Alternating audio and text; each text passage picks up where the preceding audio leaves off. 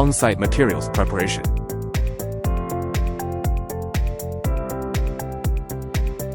One, ground preparation. Before installation, the floor should be leveled with self-leveling screed. Sweeping floors to ensure that they are clean and dust-free. The cement lime lumps on the floor should be cleaned. 2. Flatness check.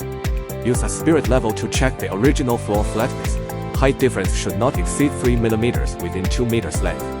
Same standards with wooden floor installation. 3. Double circuit panel installation. Lay the insulation panels from the outer to inward, aligning the grooves precisely.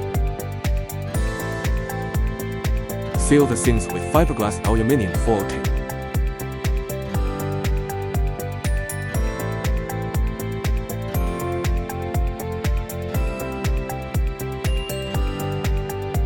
Cut off the tapes at pipe groove with a utility knife to avoid affecting pipings.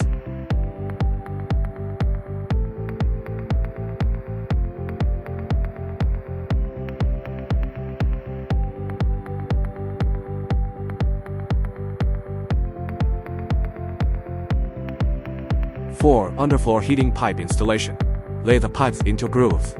Ensure pipes bend naturally, avoiding sharp corners.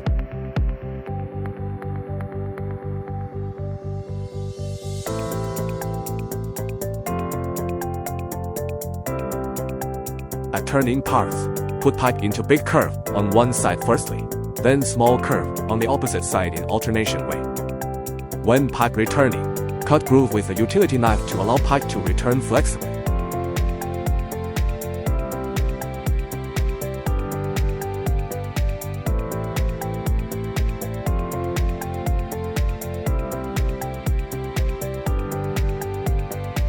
Five, construction completed.